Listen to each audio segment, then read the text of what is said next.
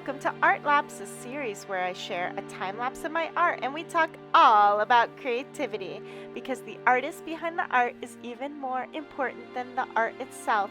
Today we will be discussing how to find your own unique, one-of-a-kind, individualistic art style. And I remember being obsessed with this question when I was first starting out in my early beginning of comic drawing. I wanted to have my own unique, branded, one-of-a-kind, personalized, unforgettable, remarkable, you name it, leave my imprint on the world in a unique fashion. I became so obsessed about the art style that I forgot about the art. And what I mean by that is, like, there's a difference between chasing a style and learning how to draw. And we're going to get into that today. So I know this is an elusive question that's lingering on your mind if you're listening to this video and you're an artist. I get it. So let's kind of unpack from all my wealth of experience what I can share with you on how to find your own art style.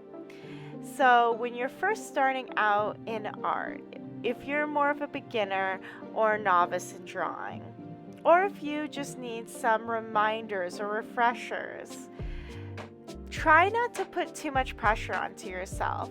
Get excited for this journey you're embarking on and be open to learning. Embrace the new. You are like opening a brand new chapter of your life. So get excited, get pumped, get hyped, and don't let the inner critic rule, okay? You know, don't be too hard on yourself. It's the time to act. It's the time to get your supplies, get your materials, get your books.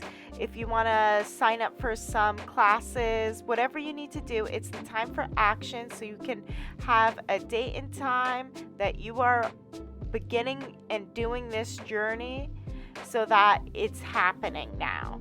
Because this is how you create your own happiness. This is how it all comes together, is from the very beginning. So now once you have all your materials, everything you need to get started on your journey of finding your style available to you, this is the time to study.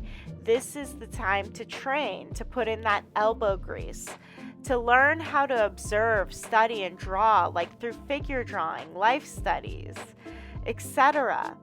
If you don't know how to draw it, go learn and practice. And that's how you know you can draw the thing, is you practice and practice and practice until you draw the thing.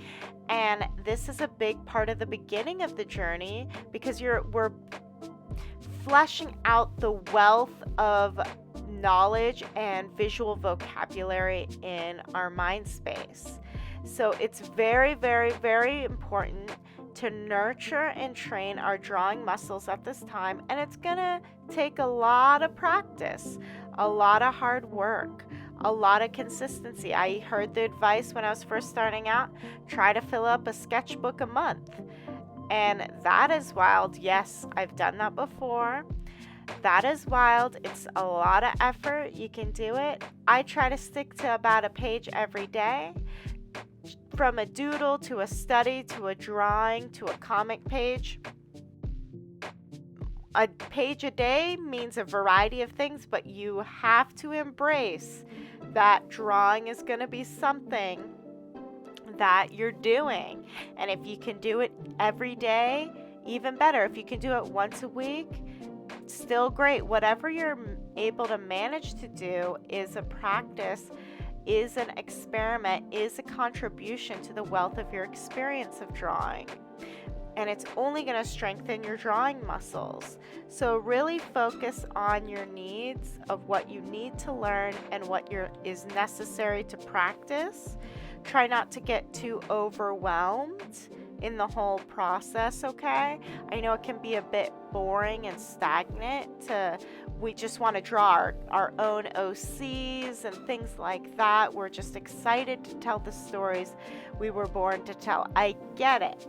So practice gratitude for your journey and everything that you've learned, and follow that deeper calling of that passion to be the guiding light through your studies, through your practices. And because practicing consistently is when we start to gain a lot of momentum, a lot of positive energy, a lot of development as we learn how to draw. And the more we draw and the more we practice, it's exponential.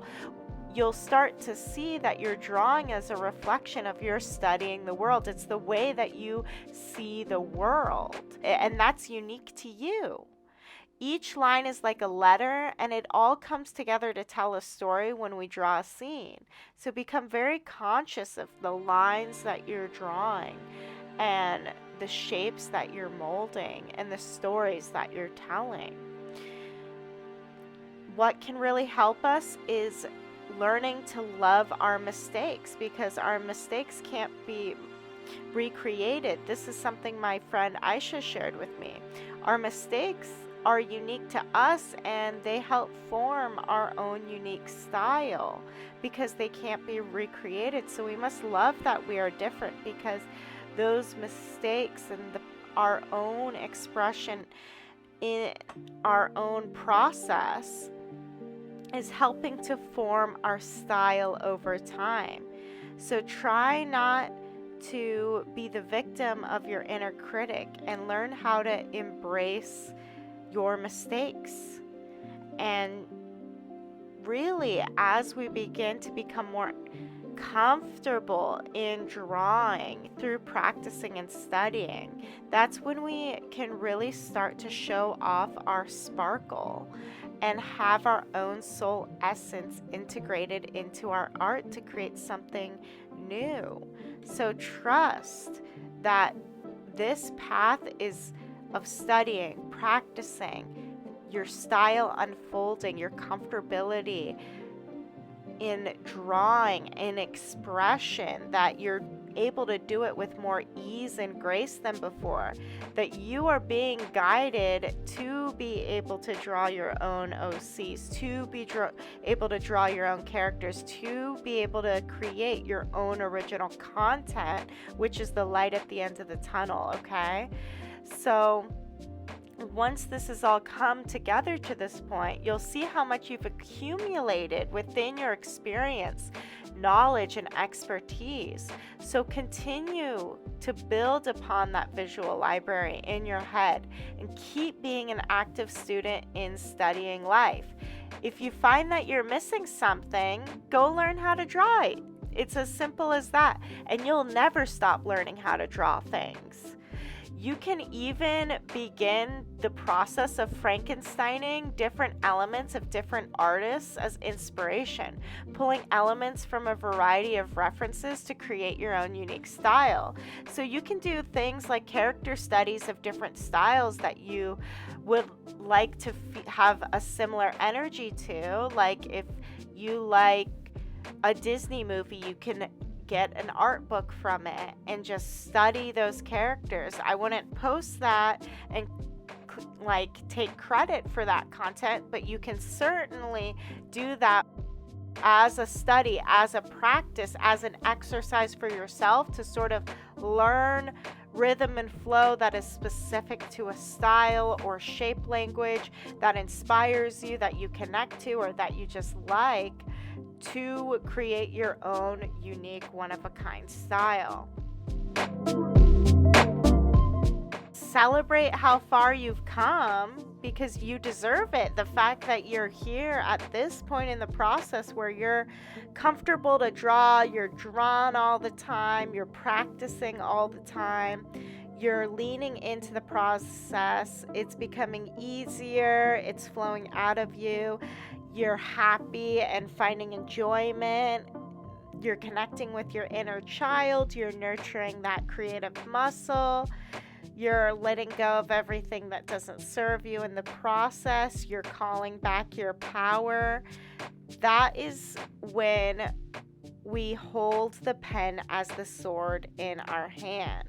that is when we're ready for action. That's when we have a seed of potential, an opportunity to create something that is uniquely us, whether that's a comic, whether that's an animation, whether that's an illustration, a painting, products, sculpture, whatever your creative pursuit is. Once you have mastered the process to feel easy and graceful executing it, that's when we are ready to express ourselves the most authentically and create it, whatever it is that we want. That's when what we've been training ourselves to do is to be able to have the ease of expression so that we can express our own unique essence.